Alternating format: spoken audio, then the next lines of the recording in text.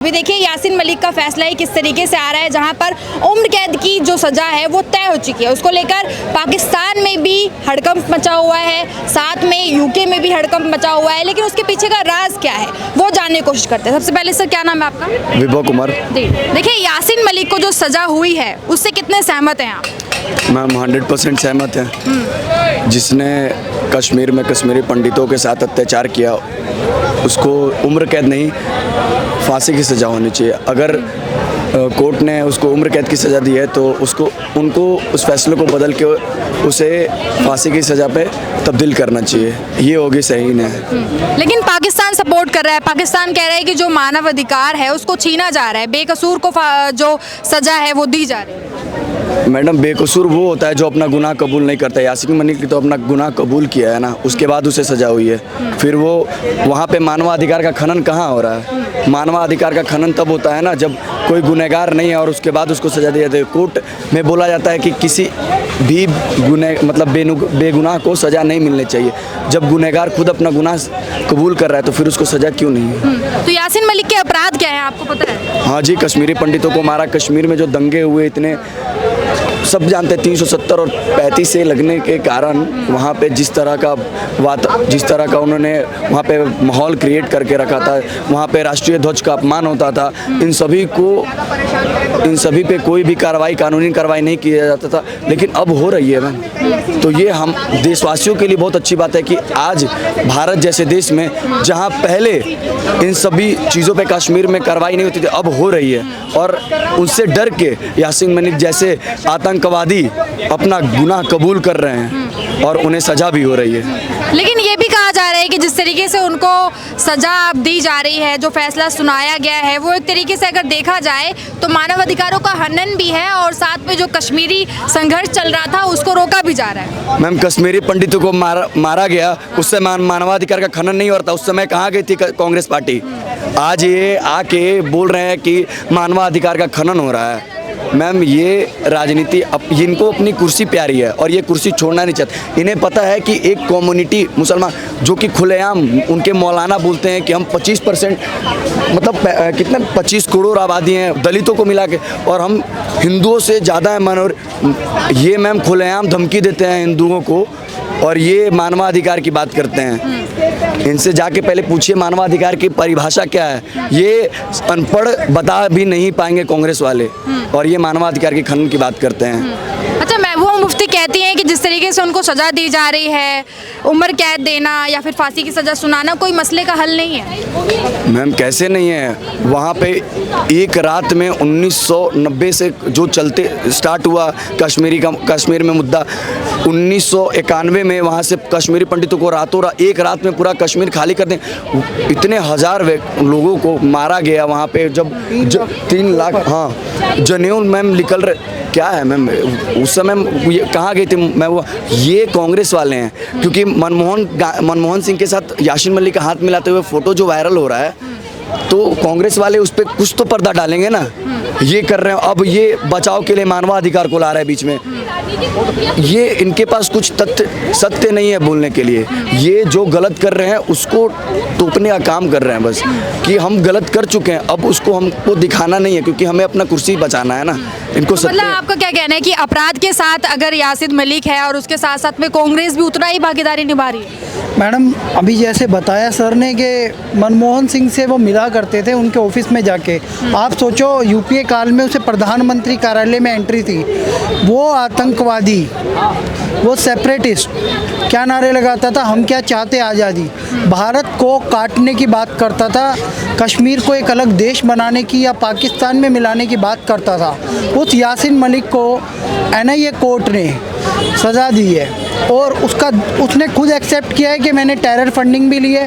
Terror funding means कि वहाँ पे आतंकवाद फैलाने के लिए उसके पास पैसा आता था गलत तरीके से, और उसी ने एक्सेप्ट किया है कि एयरफोर्स के 4 लोगों की मैंने हत्या की है। द कश्मीर फाइल्स में एक ही आदमी के 2 रोल दिखाए हैं, बिट्टा कराटे। उसने खुद कहा है कि मेरी माँ भी होती तो मैं उसे मार देता। जिहाद का मेरे सर पे इतना भूत सवार था।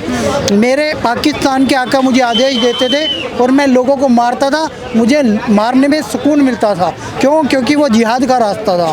पाकिस्तान के इशारे पे इन लोगों ने काम किया।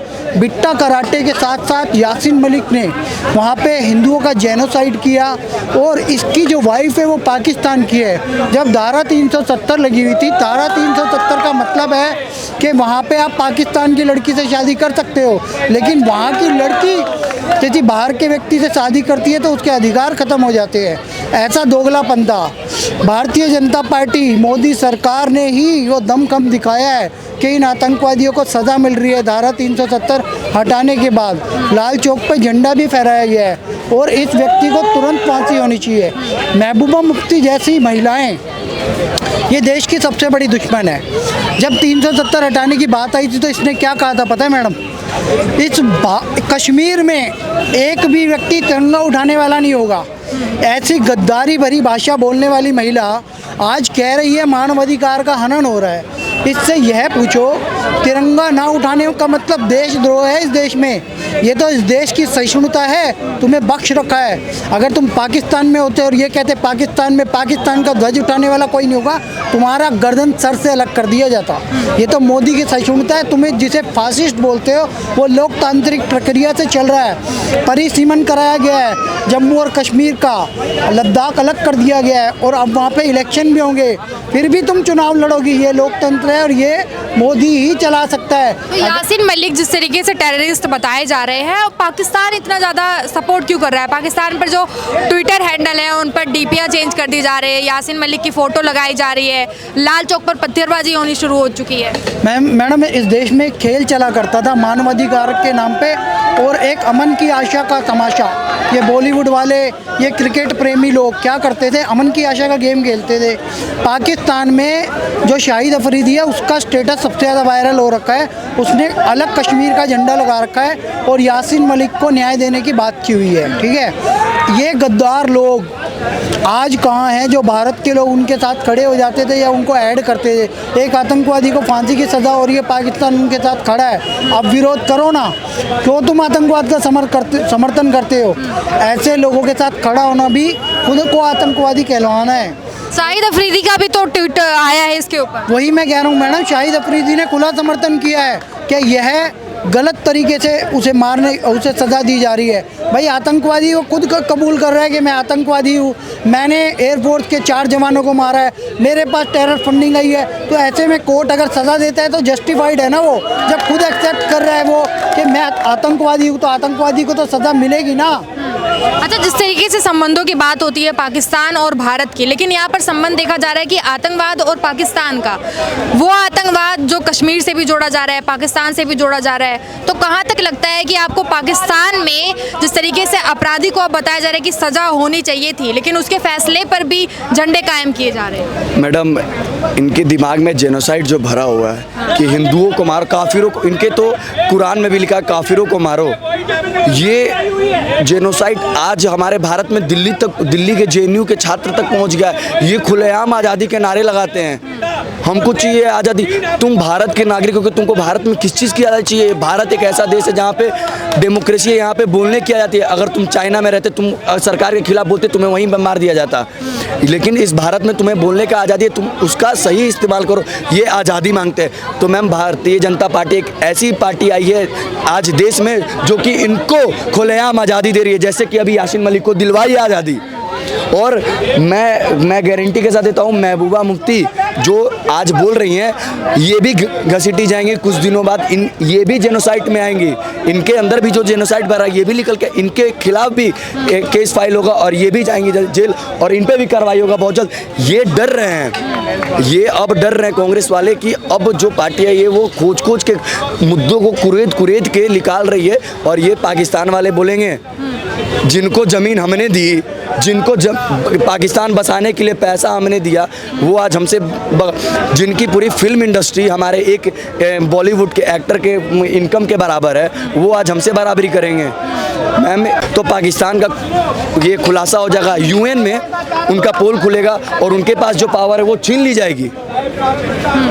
और उनके साथ फिर वो उनके पास कुछ पावर रहेगी नहीं। चाइना भी लेकिन इस मामले में तो जो पाकिस्तान की सांसद है नाज बरोच, वो ये कह रही है कि जो भाजपा सरकार है वो फांसीवादी सरकार है। मैम पहले मुझे तो ये समझ में नहीं था कि पाकिस्तान में देश चलाता कौन है, आतंकवादी वहाँ के आर्मी या वहाँ के जो नेता हैं। और अगर नेता हैं तो एक नेता जो शादी कर रहा है 60 साल की उम्र में, वो मैम देश चलाएगा। ऐसे पाकिस्तान आज हमारे देश के जो जज हैं उन पे जो फैसला लिख रहे हैं उन पे कमेंट करेंगे।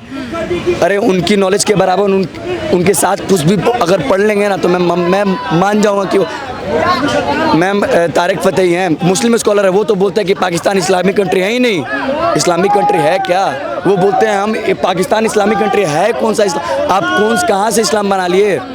औरंगजेब है कौन? मैम 56 देशों में औरंगजेब बाबर इनको मान्यता नहीं दी गई है। वहाँ पे बोलते हैं ना कि वहाँ पे भगाए जाते हैं शिया सुन्नी, और ये बोलते हैं कि हमें चाहिए आज़ादी। मैम हम दे रहे हैं ना आज़ादी। आप जाइए पाकिस्तान, आप जाइए पाकिस्तान। अगर आपको इस देश से इतना समस्या है, इस देश के निर्णयों पे इतना समस्या है तो आप जाइए। मैम ये बोलते हैं कि सुप्रीम कोर्ट, अभी जैसे ज्ञानवापी पे ही सुप्रीम कोर्ट ने फटकारा है कि भैया आप ये स्टेट जो कोर्ट है उसको आप मजाक बना के रखे हो, वो फैसला देती है, आप तुरंत सुप्रीम कोर्ट में दाखिला देते हो। क्या उसकी वो जज जो बैठे हैं वो गलत निर्णय देंगे?